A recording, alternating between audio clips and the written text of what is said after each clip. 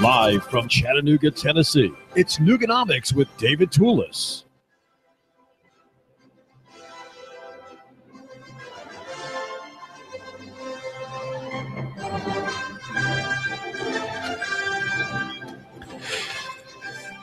There's a story on TV3 about a vape shop, a vapor smoking shop, robbed by a man.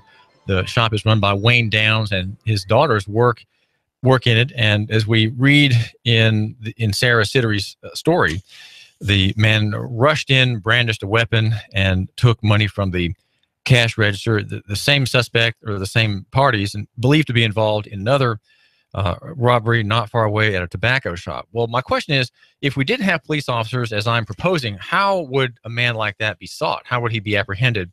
How would the information tracing his possible whereabouts be amassed and the details forwarded to the officer closest to possibly arresting this man? Well, this is David Tulis, and I'm proposing that we have a local economy argument to the whole security question, the security problem. And that would be the abolition over time, eventually, of police departments and the privatization of that function, the function belonging to the people themselves. And implied in that, of course, is local economy, and that local people can do things for themselves. They can do things in person. They don't have to have corporations serving them necessarily. They don't have to have government corporations looking out for their interests. They can do things without there being the supervision of the state. And as Martin Van Creveld in his books suggests, police departments are inherent as a function of the modern nation state. And they are part of the suppression of the people by the state. It's a relatively new phenomenon, a couple hundred years old, maybe 250 years old, depending on how you count that change to the modern state. But it is part of the modern state. We have an alternative argument, and that's local economy, the free market, and that is a kind of personal economy. Now, personal economy is something you can find here and there, and that would be in the place and persons of sole proprietors, such as John Nelson. John Nelson is a man in the car detailing business, and he runs Five Star Perfection here in Hickson on Hickson Pike. It's a business that's relatively new. We're going to hear about that. He's a father. His wife, Brandy, and he have 4 children. Kira is the oldest girl. She's 13. There's a son, Diego, who's 14, and then there are two more girls, Aliyah, who's 10, and Aubrey, who's 1 year old. And John, welcome to our show. Thank you. Well, tell us about first of all, this whole question about being a sole proprietor versus being a corporation. Talk about well, we want to hear more about what you do, but why the form of the personal business as opposed to the corporate business? I feel that a lot of people, versus a corporation, they want to deal with more people.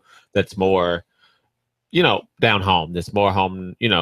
More homey. I deal with a lot of people, dealers, Marshall Miles, Economy Honda, those type of corporations also. But I like to deal with the people, the public. And, I've been around here all my life. I went to Hickson High School. And, I know a lot of people. So as far as corporations go, they're more bigger. They tend to not give the same type of, you to me type of, connection as, a sole proprietor like myself would. Well, the idea, if I were an attorney or an accountant, I would probably try to sell you on the idea of having a corporation, seeing that you have 7 people working with you, detailing cars for people like my listener and car dealerships. And the argument would be, well, you are exposing your personal assets, you're exposing your estate, you're exposing your children's future assets to possible litigation. Would that not frighten you, John Nelson? It does, but I mean, for me being a sole proprietor and, me being out there, things like that, there's insurance. I have insurance, I cover myself every which way possible to the max to hopefully not have to worry about litigation, So the idea of being a sole proprietor is that you are the owner, which is proprietor. You have propriety in the business, right. And sole means it's you personally. You might say the man naked, the man exposed, the individual person, right. And that's of course that the natural person is is the one who has constitutional rights. Your constitutional rights attach to property and life and so on. They attach to your person. Now, of course, we know that corporations have constitutional rights as well. They are a kind of person. They're an artificial person, but you elect to transact your business at 5-Star Perfection as an individual. So who are some of your customers? You mentioned Economy Honda and some of the others. How did you find them, and how did you get their business in your shop, which is about a year old now, right? Right, that's correct. They say it's not what you know, it's who you know these days. But Marshall Mize, it just came about. I went to him and said that I'm offering a detailing business, and I just kind of walked in on the right day. As far as like Economy Honda, I worked with a couple salesmen out there before, and they directed me to the other people. And just being out there and just talking to people. We do Automax of Highway 58, Cargon of Red Bank, Tennessee, and we do a lot of other car dealers around town. So now, talk a bit about what detailing is. It's a service that I was not really aware of until I met a couple years ago Chuck Giannunzio and Saudi Daisy, who runs a detailing business. And I didn't really understand what it was about, though. I see, especially if my listener's trying to sell a car or have something like a fresh gift for his wife, how a detailing is really a really nice treat, and it doesn't really cost that much. Talk a bit about what you do as a detailer. As a detailer, as I always tell my guys, anybody can wash a car. I mean, you can go to your driveway and do your own wash. But as far as detailing go, we go inside and out. I mean, that's just, shampooing the seats, the carpet, the headliner, the motor, which a lot of people lift the hood if they want to sell a car. Most people look at that thing. So, we detail those out, very nice. Just inside and out, the trunk areas, the gas lid that a lot of people don't notice that actually get pretty nasty. I've spent gas in it for so long. Just things like that. There's a lot to detailing, just not cars. And when you're done, does the car smell like new? Oh yeah. Is there a special trick for that? Oh yeah, there's a special trick, but I can't disclose that over the radio. Okay. Well, now, as far as being a sole proprietor of 5-Star Perfection, with whom do you work? Do you hire people? Do you employ people in your business, John? Yeah, we hire people. And like I said, I'm prone to giving a lot of people chances, too many chances sometimes. But I hire people, and like I said, we're equal. We work together to get the job done, and we get a lot done. Well, no, you're not quite answering my question. Okay. You're not, these people, you work with them, but they're not employees. No, they're not employees. They're subcontractors. And they're on their own. I just provide them with a service. And what is the service you provide in that relationship? Well, I provide all the materials and everything that, to do the job. And, they provide me with the service of coming and actually taking care and doing my job. Well, as I'm recalling now, you might want to take a look at that, because one of the distinctives of an employee is that the man with whom he works provides materials. So right. So it might be better for my listener, if he has people in a similar situation, to have them provide their materials. They are. And do they set their own schedules at your business? No, I set the schedules, and we work from 9 to 6. Monday. That's when you're open. Yeah, mm-hmm. Monday through Friday, and then on Saturdays 9 to 4. But for me, I'm kind of picky. So if they provide their own material, it might not be the right material to get the job done right. Right. So that's why I provide it. Well, employment is in the law. It's called a master-servant relationship. Mm-hmm. And what you're trying to do at 5-Star Perfection is to not have a master-servant relationship, but one among equals, where you provide the work, you provide the customers, and these people who are, as you say, independent contractors, they come and they work and they get a piece of the action, effectively. Yeah. And so they're given a 1099 in January. Looking back over the past year and their payments.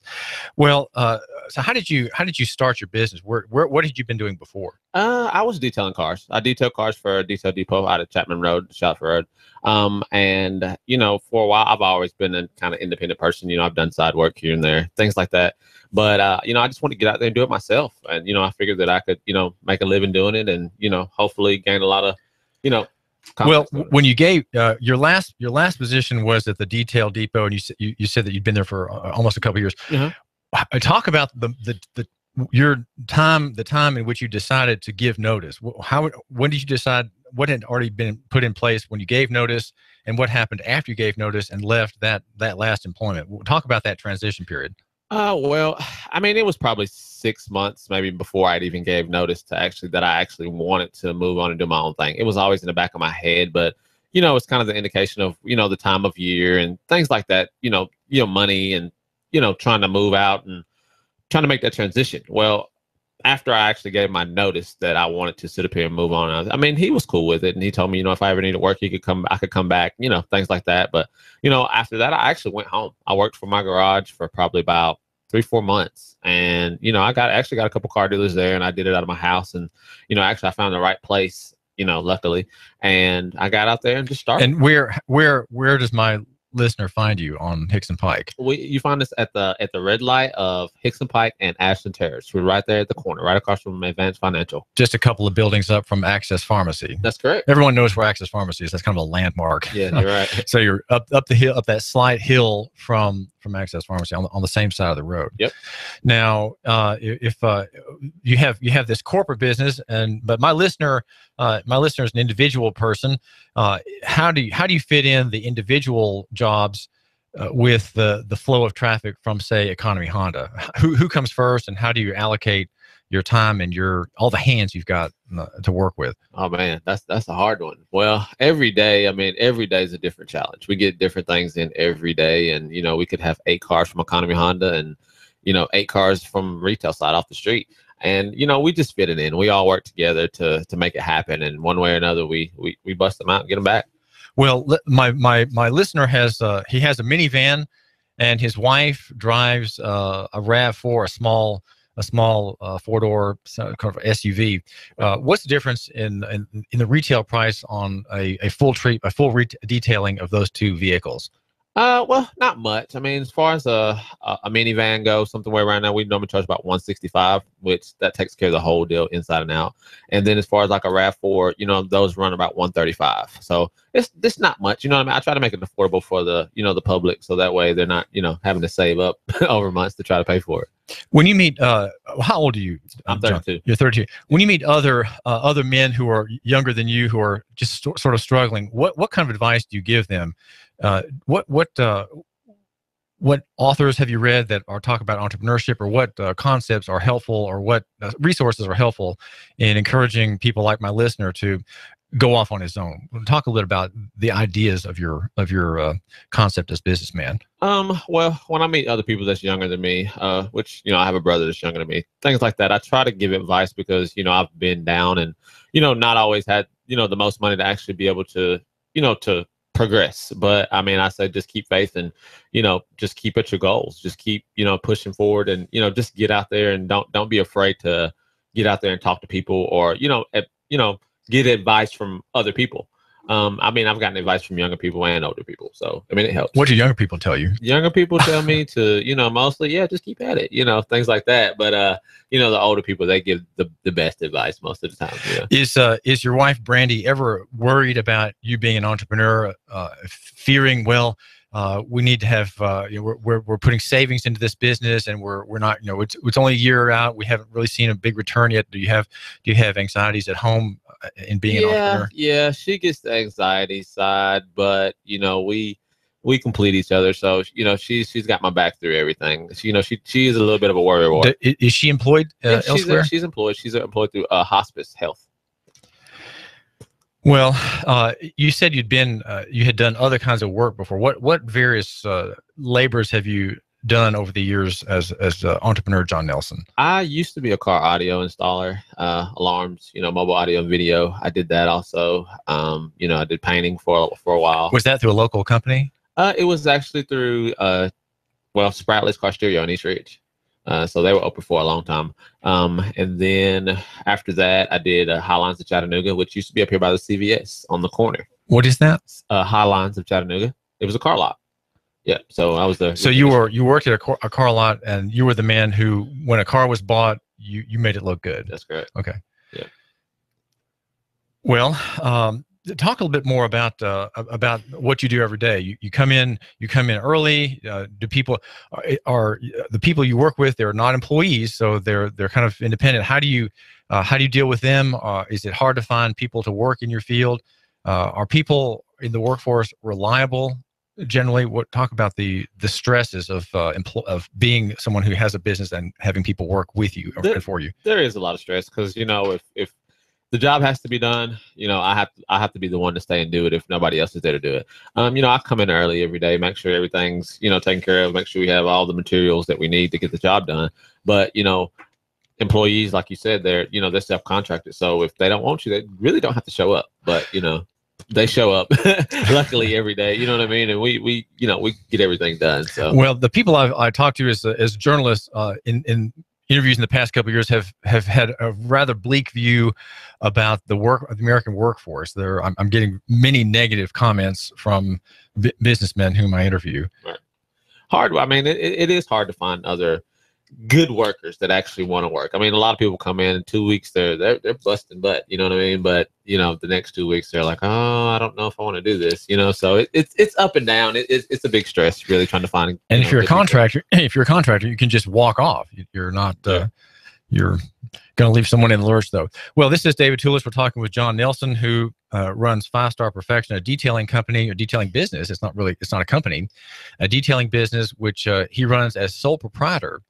On Hickson Pike, just slightly uphill from Access Pharmacy.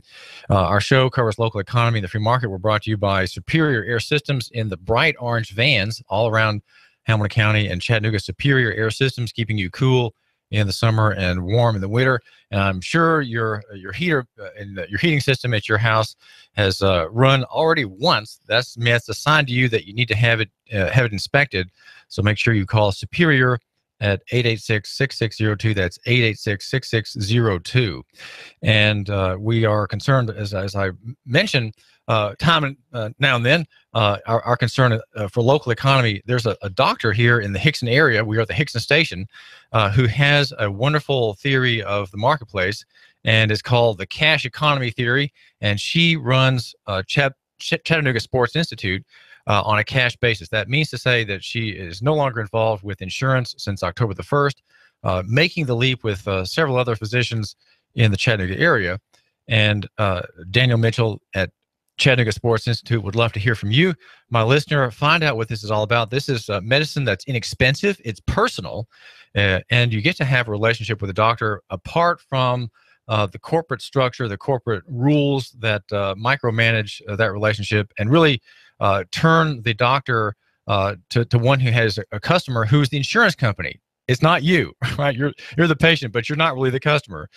It is the insurance company, and that's Danielle Mitchell. Her number is 875-1005. That's 875-1005. And every other Wednesday at 11, she is here with This Doc is in the House. It's a great little show where she talks about health and her ideas on sports and orthopedics and things that are beneficial to families. So make sure you tune in here at AM 1240 Hot News Talk Radio. We're the show that suggests that you should love your neighbor and buy local. Love your neighbor and buy local. And the argument that John Nelson at 5-Star Perfection is helping me make by chatting with me for a couple minutes here is that near is better than far, that small is better than big, and that simple is better than complex. And down in the footnotes where the fleas struggle with scimitar and javelin, as between the Crusaders and the Muslims, right? You've got personal is better than corporate, and physical than abstract. And we are talking with John Nelson. So John, what are some bits of advice that you could give to my listener? My listener is stuck in a job. He doesn't have a plan B. He's employed. He's not sure about the future of his industry. He has no real certainty about whether his boss is going to keep him on the payroll for another month or two. He's just not sure about these things. What have you done that would be useful in the way of ideas for him?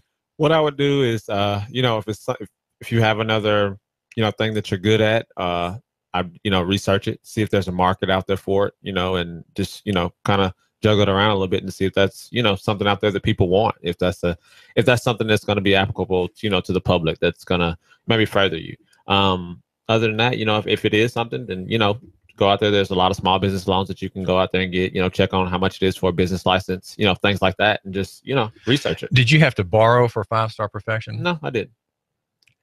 So your main expense is the rent? Main expense, well, rent materials. Rent and materials. Rent materials, yeah. The special product that makes the car smell like new after correct. you detail it, right? Right, that's correct, yeah.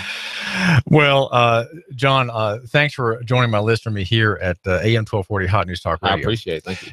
How can he get a hold of you? And is there any kind of special information you might want to offer to him since we're... Well, you can get a hold of us at the phone number is 423-760-3460. Our address is 3976 Hickson Pike. We're right at the red light of Hickson Pike and Ashton Terrace. And anybody that hears this, I'll offer the deal of $100 for your car when you come in. Okay, we will make mention of that again downstream here in the next hour. This is David Tulis, and our show covers local economy and the free market, and that's a special for you. Now, you just have to say, listen, John Nelson, I heard you talk with David at AM 1240 Hot News Talk Radio, and I really would love you to do my car. Can I get in line? Right. Yeah, exactly. Well, let me ask you about if my listener wants to have his car done, is it something he's gonna have to leave it for a day, yeah, maybe two? A good detail is at least 5 hours. You know, and that's because that's inside and out. I mean, that's the full bells and whistles. I mean, if you want that new car smell, you got to leave it. And is it by appointment, or does he have to leave it and then wait 4 or 5 days? How does that work? You can just bring it in at any time, and then we'll get it taken care of. Well, this afternoon at 2 o'clock, we're going to have here at AM 1240 Hot News Talk Radio a kind of debate with Keon Rose, our sports star, Eric Judd, our convivialist, our news director, Russell Stroud, Confederate Mike, my fellow owner, and me, your host here, David Tulis. We're going to be talking about Neil Pinkston. Was he right to get the grand jury of Hamilton County to indict Mark Kaler, the Red Bank police officer, who soundly thrashed Candido Medina Resendez, who is now 26 years old, a family man, an immigrant here, doesn't speak the lingo too good, and had a fractured eye socket, a messed up face, an eye swollen shut by being punched many, many times as he lay face down on the tarmac on an arrest. He was the passenger in a car. And he was cleared by Red Bank Police. It was said that he exhibited admirable restraint in pounding this man and subduing him. Mark Kaler is defendant. He's defendant in a civil case and also in a criminal indictment brought by Neil Pinkston, the county district attorney. And